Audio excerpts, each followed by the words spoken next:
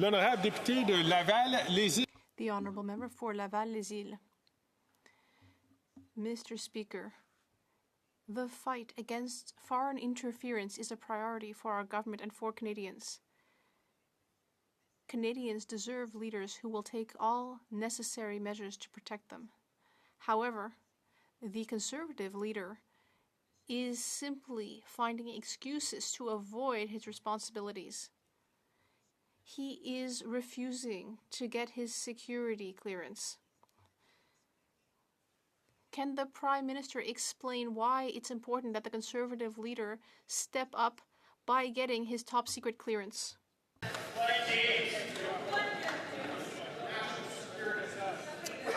Le très honorable Premier ministre. Je remercie le député de Laval. The Right Honourable Prime Minister, I'd like to thank the member for this important question.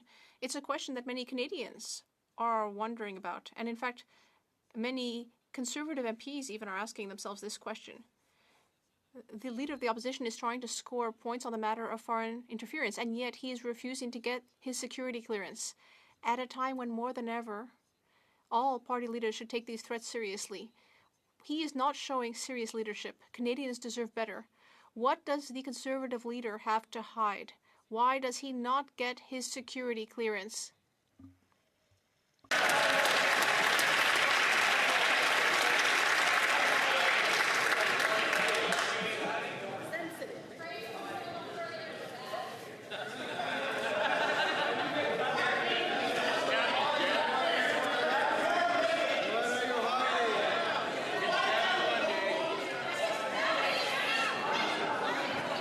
Order. I'm going to ask all members not to take the floor unless recognized by the Speaker. I've asked the honourable member from Wellington Halton Hills, who's a very respected member in this House, please not take the floor. Not take the floor. Unless recognized by the Speaker.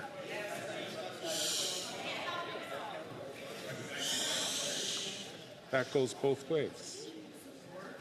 The honourable Leader of the Opposition. For 9 years, this NDP Liberal Prime Minister is not worth the cost, crime, or corruption. We now know that his deficit this year will be $7 billion, or 20% bigger than his finance minister claimed in the budget only 6 months ago. Where's the money going? Well, we know that $400 million was directed by Liberal appointees to their own companies in what involved 186 conflicts of interest. Now the Prime Minister has paralyzed Parliament for 2 weeks to cover it up and deny police the evidence. Will he hand it over to the cops so that we can put the bad guys in jail and get our money back? Before I invite the Right Honourable Prime Minister to respond, I'm going to ask the Honourable Member from Timmins James Bay to please not take the floor unless recognized by the Speaker. The Right Honourable Prime Minister. Mr. Speaker, we just heard a very impassioned and understandable outburst from the member for Wellington Halton Hills, who is concerned about foreign interference and the impact. What is something that worries me is that he can't have confidence that his leader, the leader of the Conservative Party, is actually going to do the work to take foreign interference seriously and get the security clearance necessary to be able to protect the members of his caucus from foreign interference. Why is the leader of the Conservative Party not getting his security clearance?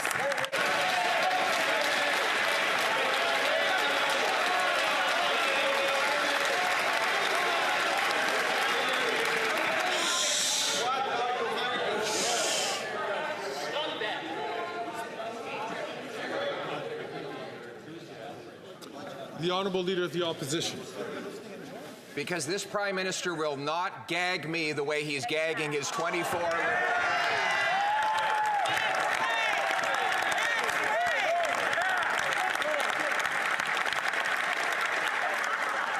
He's turned our country into a playground for foreign interference. He's unleashed crime, chaos on our streets, and corruption inside our government. My question, which he's erratically trying to avoid, is why does he keep covering up the criminal evidence in a $400 million green slush fund scandal? Why?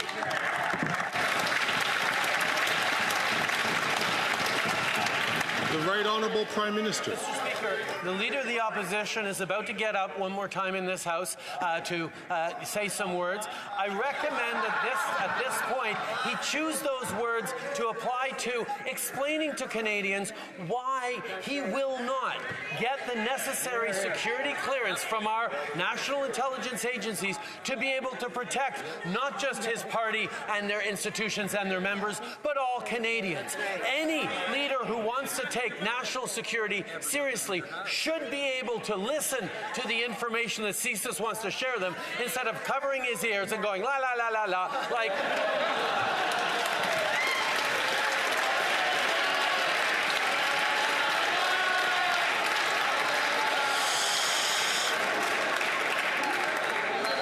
Order. Order. The honourable member from Wellington Halton Hills. Mr. Speaker, I'll tell you the briefing the Leader of the Opposition will take. He'll take the same kind of briefing the Washington Post got on classified information from the National Security and Intelligence Advisor and the Deputy Minister of Foreign Affairs. He'll take the same briefing that I got under Section 12.1 of the CSIS Act, threat reduction measures to reduce threats to the security of Canada. He'll take the same classified briefing that the Prime Minister has been all too willing to give to this House when it suits him, such as the classified information he revealed about Mr. Najjar's killing a year ago and other classified information revealed in the last several weeks about India. That's the kind of briefing the Leader of the Opposition will take.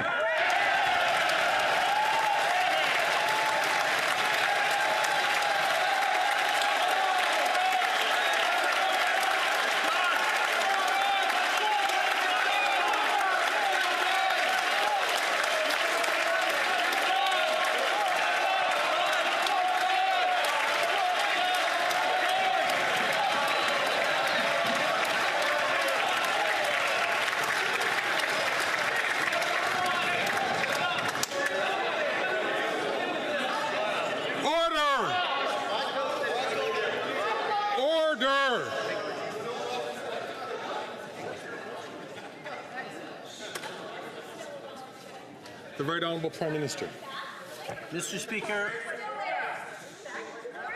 Lakelands. The honourable member from Lakelands. What about the Minister of Labour? The Right Honourable Prime Minister. Mr. Speaker, we just saw an excellent example of the partisan lengths Conservatives will go to try and cover up for the fact that their leader refuses to take national security questions seriously. He has repeatedly refused offers by our national security agencies to give him the necessary clearances to be able to see the scope and breadth of threats to Canadians through foreign interference. He pretends to take issues of national security seriously, but it's only for partisan purposes, not for protecting Canadians. Shame on him.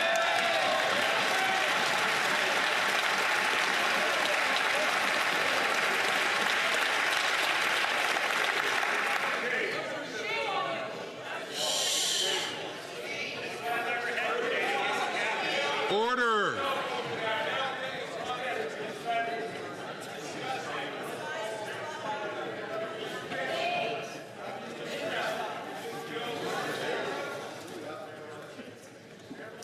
L'honorable député de la Chine-la-Salle.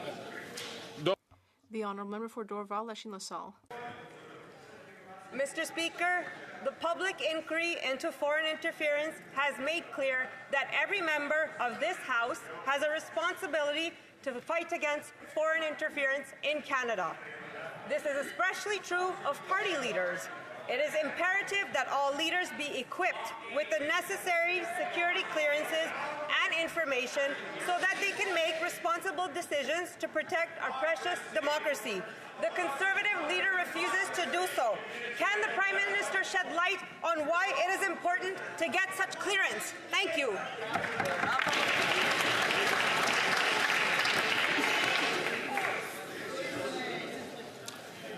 The Right Honourable Prime Minister. Speaker, I thank the member for Dorval, Lachine, LaSalle. Canadians should be alarmed by the Conservative leader choosing to ignore risks to his own party and to our country. And his excuses have all been dismissed by nonpartisan national security experts. So if he has nothing to hide, what is he afraid of? Why won't he get his security clearances? Let me put these in terms that I think the Leader of the Opposition might actually understand. He needs to get the clearance, take the briefing, and protect the country.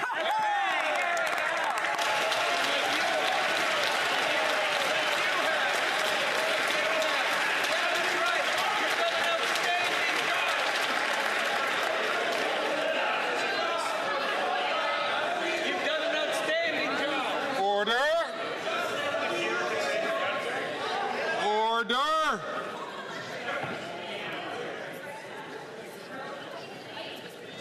The Honourable Member from Vancouver, Kingsway. Mr. Speaker, the U.S. government has fined TD Bank over $3 billion after they pled guilty to money laundering charges. Wow. This case raises serious questions about federal oversight of Canadian banks and undermines our global reputation. Working Canadians have to play by the rules, but when banking executives put profits above the law, this government looks the other way. Exactly. What have the Liberals done to address the repeated criminal actions of TD Bank? Yeah. Good question. The Right Honourable Prime Minister. We are, of course, very concerned by the actions of TD Bank in the United States. We make sure every single day that banks in Canada behave by following all the rules. We have continued to strengthen financial oversight, and we're making sure that there is full accountability for those responsible for this wrongdoing in the United States. Hear, hear. L'honorable député de Richmond. The Honourable Member for Richmond North Athabasca. Mr. Speaker, I have a simple question that just requires a little bit of political action. When someone goes to Tim Hortons and buys half a dozen donuts, they don't have to pay for taxes. But if they instead buy 6 sugar-free health bars, they have to pay taxes. Because of this unfair rule, people are paying more for healthy products, and it also hurts our local businesses. They end up in an unfair fight against multinational companies. Despite many meetings and asking many questions in this House over the last 2 years, nothing has been done.